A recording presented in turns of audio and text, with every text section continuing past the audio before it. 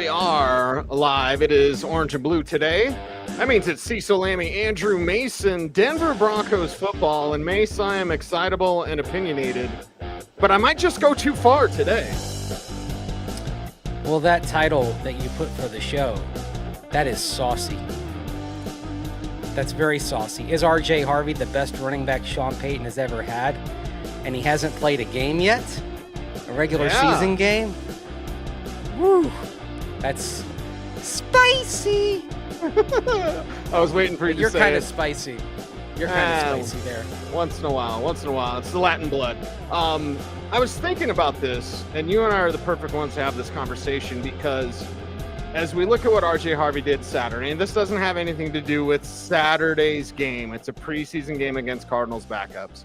But on that touchdown run, which I must have watched a dozen times, and the guy runs through the middle, there basically is no hole. And he runs through where he's supposed to, the entry point, the mesh point, I believe is what Sean Payton calls it.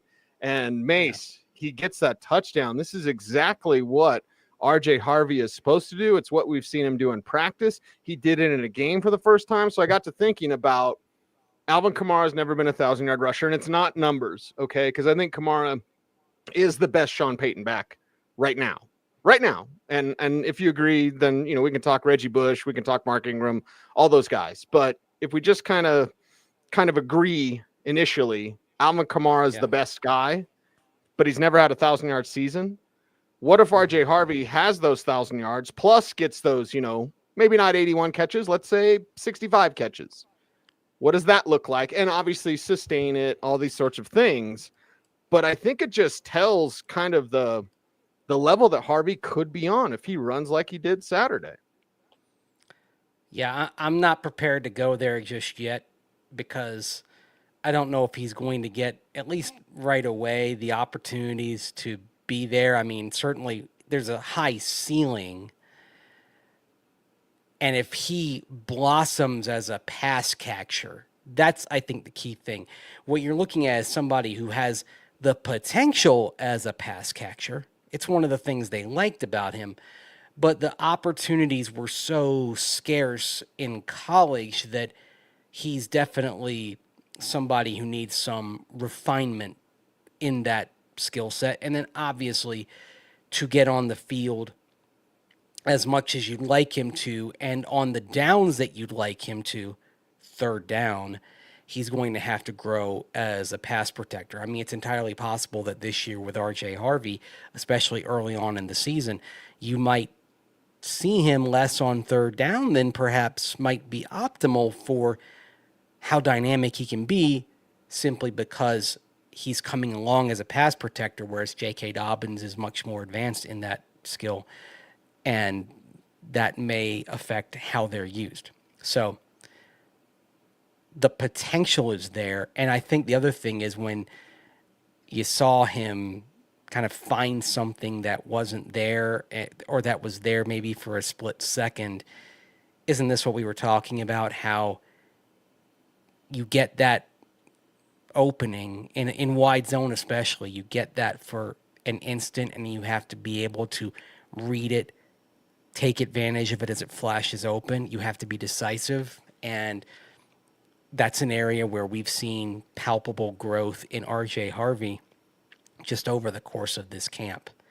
And that's something that does excite you when you see a player growing right before your eyes and making progress and taking what's being coached into him and then applying it there for real in-game speed at game full contact. That's something that I think should excite everybody.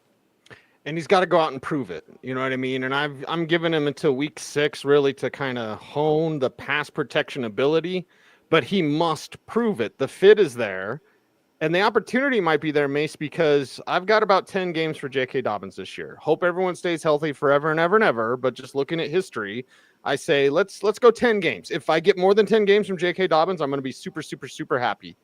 But I think 10 is kind of that, we're in that range of what he's likely to play. And that means Harvey's going to have an opportunity.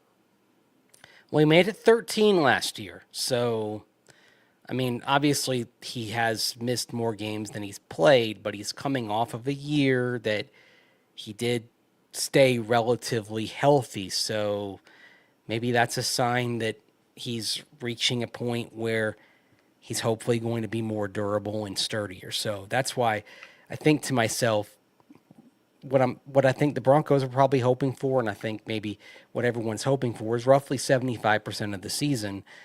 You just hope then it's the right 75%, right? That Yeah. yeah, that it's not. You hope he's not missing, say, both Kansas City games. Okay, like if you're going to be without him, like you know, pick a pick a game that maybe you think you could win without him. The Jets game, right? Like something like that. Yeah. The And you Giants look at game. Harvey in this fit with Dobbins. I mean, it does remind you a little bit of Ingram Kamara. They're different players, they have different skill sets, but we know Sean Payton is open to using those two backs, and Yeah. Harvey will have that opportunity and matched with the fit. It's almost kind of like a bow thing, Mason, where it's like, well, just look at how he fits.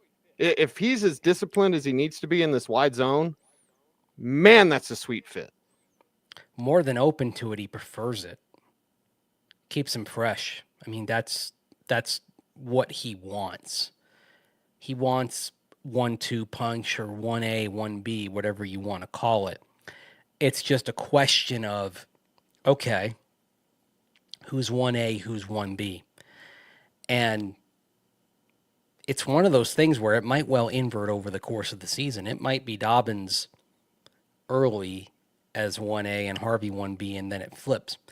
It was interesting today that they did a run period early in practice, and Dobbins had actually a couple of nice runs, and Sean Payton was complimenting Dobbins after practice when he was talking about how practice went and how things were going in the run. He made a point of noting plays that Dobbins made today. Dobbins actually did have a very good day, out there in that run period. So I thought it was interesting that he sort of made it clear that Dobbins is doing some good things out there right now as well. Almost to kind of remind everybody that, hey, got this guy here who's still doing some good things.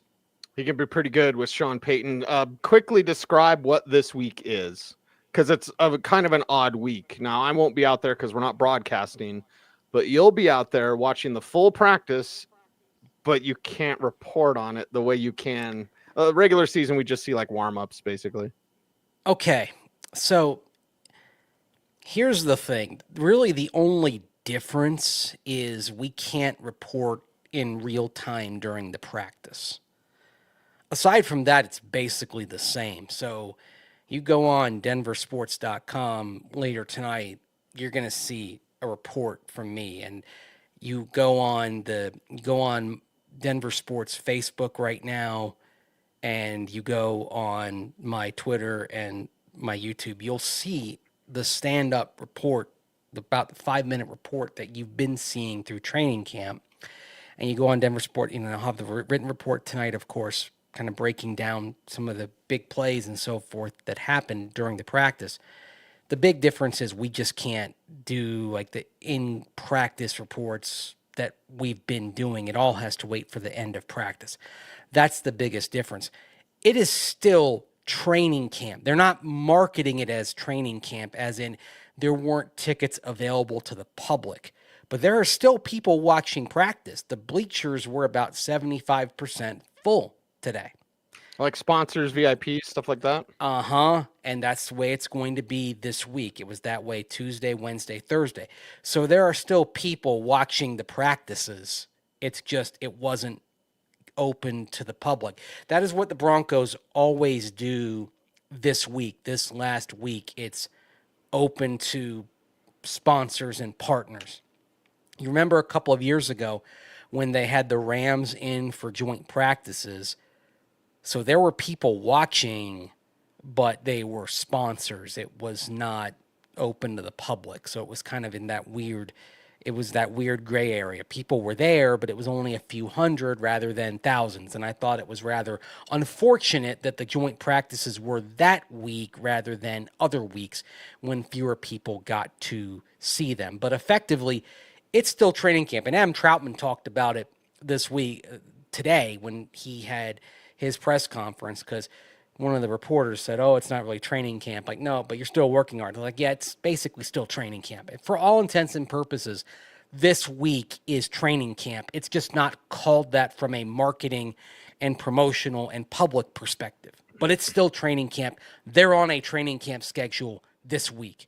It's next week that it changes after cuts. And that's when you start to turn the page and start to get into the first stirrings of Tennessee Titans game prep.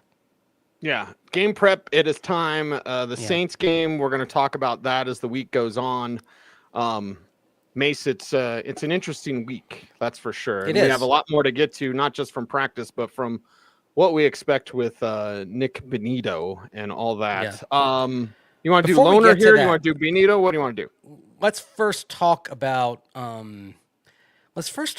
Just before we move past the run game, let's talk about kind of the impact of wide zone and sort of where that stands. Because when Troutman talked today, the question I asked him was sort of basically a status report on the installation of wide zone, because we're nearly a month into training camp. So I just sort of asked him the open-ended question: how's it going with installation and getting accustomed to this?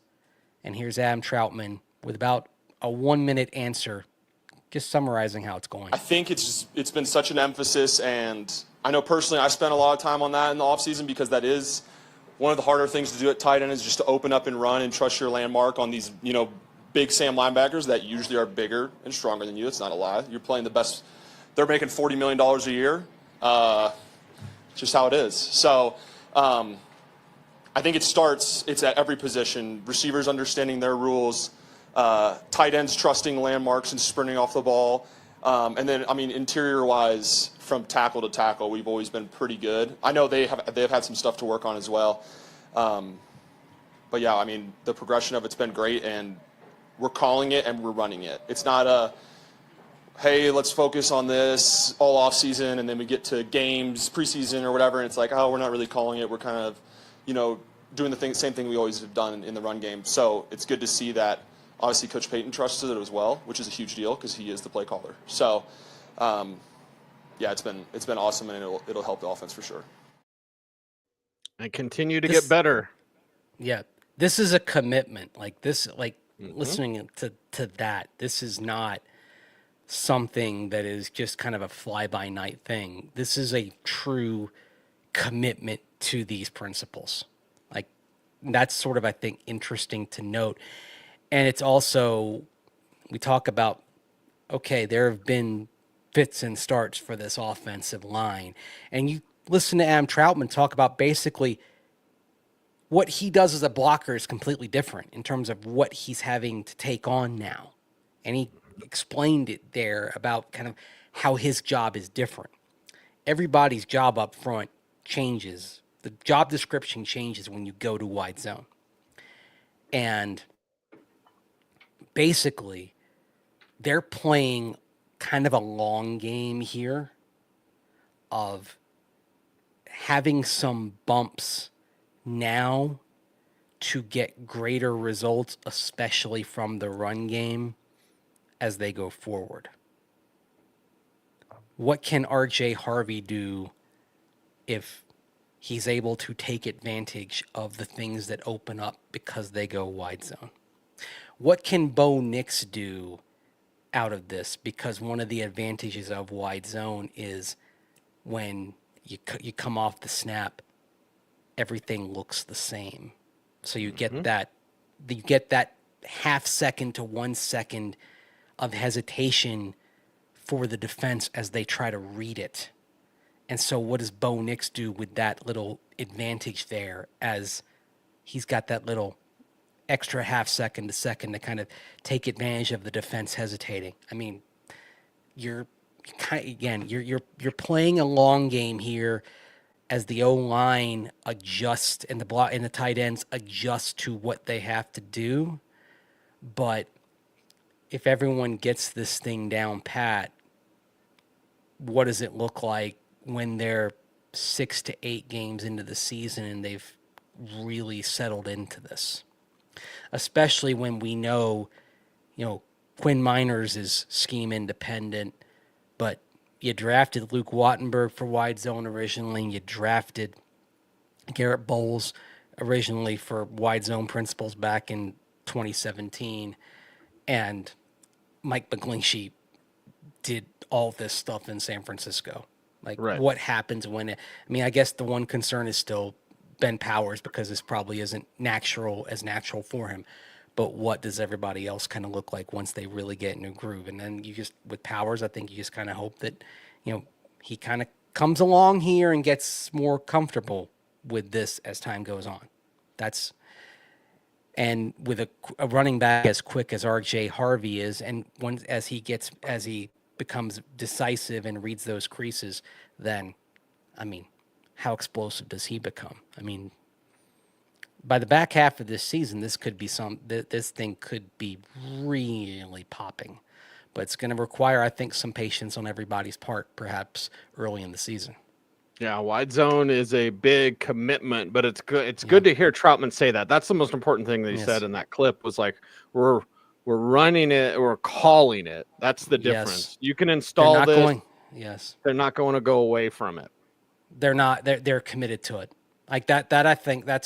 I thought of all the things we heard today, I think that was sort of the most important thing we heard today, that they're sticking with this. This is not something where they're trying it and then they're going away from it. Like they're down with this. Like this is the plan. They are sticking with this. So anyway. Why? You and I could have plenty of guesses why, but why? Troutman said it. He's like, we're not doing what we just normally always do. So why? My answer, because of our show topic being RJ Harvey, my answer is just that fit. Like, hey, Harvey's really good at this now. Play action for Bo, bootleg for Bo, all these things play into it as well, man. I think that is too.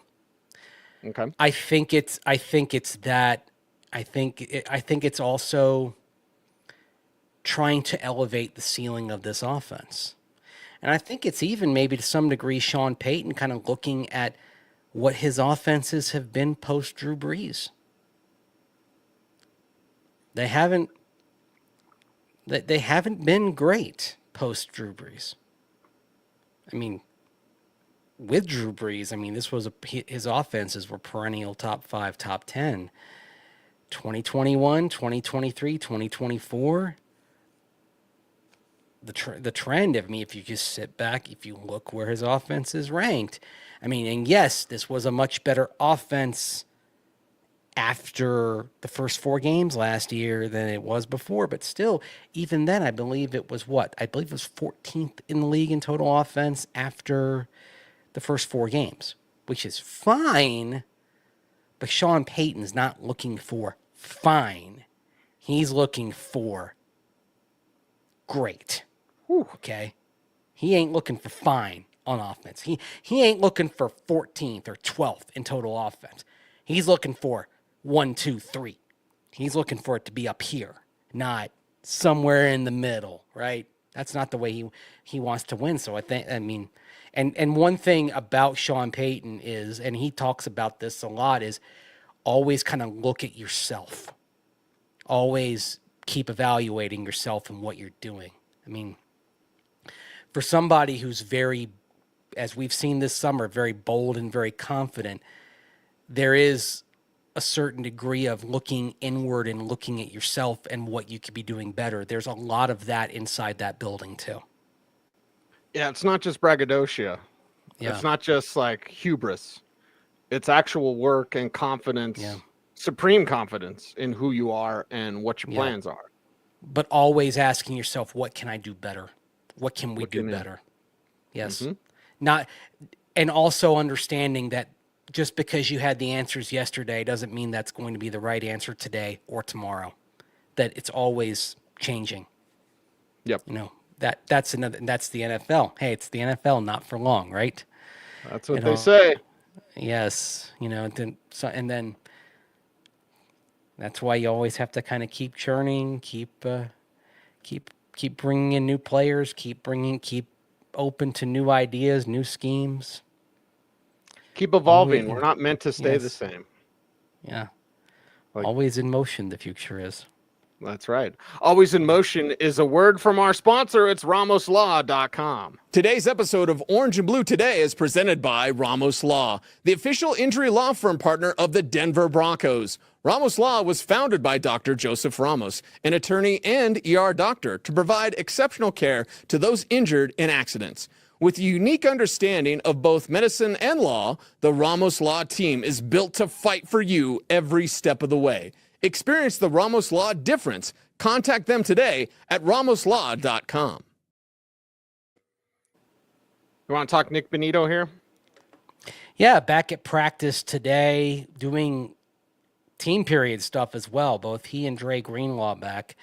I acknowledge that he wasn't quite all the way there in terms of coming back, which is understandable. I mean, he had bone spurs removed. He literally had surgery. I mean, so you can't expect him to be 100% of the way back, but certainly seemed to be moving well, did generate some pressures, and then also talked about things where things stood in terms of his contract. I thought it was actually interesting. The Broncos did have him have a press conference with his contract still unresolved with Zach Allen and Cortland Sutton. They waited to have them talk until their contracts were signed. That's not the case with Nik Bonitto. He did say things are going well, and frankly, Nik Bonitto did not sound like a man who was terribly concerned about his contract status. Here's Nik Bonitto talking about that.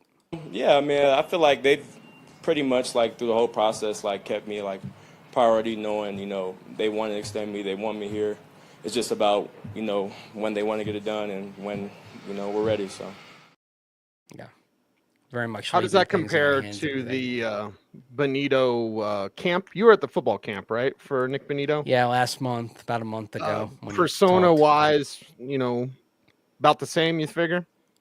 About the same. I mean, he was actually asked a follow-up on, what he mentioned about the market. He's like, he said then, hey, the market's looking pretty good for edge rushers right now. So he's not lying. He's not lying. At the same time, he didn't.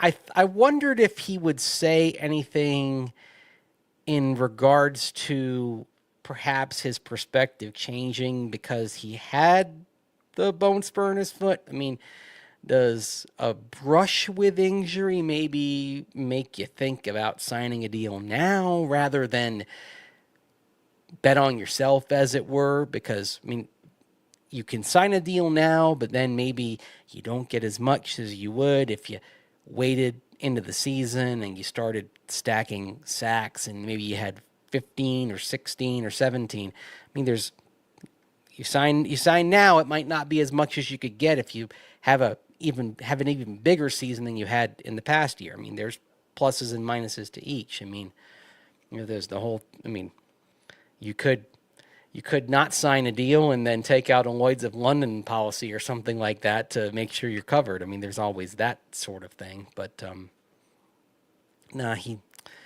he just didn't sound like a man who was too worried about anything. He was pretty focused. And the other thing is, of course, out there doing full practice, so there's no hold-in or anything like that. I mean, there's no drama to any of this around here. It's,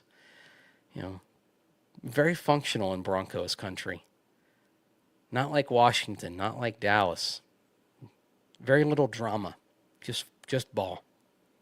As my people would say, problemas. About a week. You give this thing a week, and they get something done. Get the roster, get the 53 done, get that out of the way. Week, maybe even the first week of the regular season, right, leading into week one. perhaps. I could see this thing like early September, getting all the I's dotted and the T's crossed. But it seems it's pretty close. All indications are it's pretty close to getting this thing done. And then, I mean, those are the big three. And then you've still got some others. I mean, I think, there's the John Franklin Myers contract, but there's other things in play with JFM because you got Savion Jones, who's had a nice camp. I mean, you've got depth there. Jordan Jackson. Jordan Jackson's had a good camp. Eni Iwazurike. Look, I have 7 defensive linemen on my projected 53. I'm sure I won't get the exact 53 down right, but Jordan Jackson and Eni Iwazurike, neither of them has done anything to not make the 53. I mean, Iwazurike's had a terrific camp, but Jordan Jackson, he knocked down a Bo Nix pass today, and he had a great day in the joint practice against San Francisco. And few of us were talking out there today. Iwazurike's had a very good summer, but Jackson has built off what I thought was a pretty solid season as the rotational number 5 defensive lineman last year. Jackson has not done anything to lose his spot. So that's why I'm like, okay, I had 7. Now, it would not at all surprise me if that's a position from which you see a trade of an Iwazurike or a Jackson, perhaps. And if you ask me, okay, who would the Broncos trade, one or the other? My guess is probably Iwazurike traded before Jackson, because now Jackson being he has an RFA on him, but if you include the RFA year when you can give him a tender, there's another year of team control on Jackson compared with Iwazurike. So to me, that the play would be Jackson over Iwazurike if you chose one over the other. Okay. We'll be monitoring this very closely on Orange and Blue today, right here, leading the way on our Denver Sports YouTube channel. We certainly appreciate you for getting us over 20,000 subscribers. My math was off on Saturday. I was like, we only need 12. We needed 22. But either way, y'all got it done. So we appreciate you for that. That is a big goal for us to be there when we started this show, Mace, and to be here now. It feels real good, and we're just getting started, man. So how can folks help us out here on good old YouTube? Like, comment, share, subscribe, and hit that notification bell, so that you never miss vid. That's right. He is Andrew Mason. You follow him on all the socials at Mace Denver. I'm at Cecil Lammey saying OBT's a BFD. Thanks for watching. Stay tuned, and would you please stay frosty?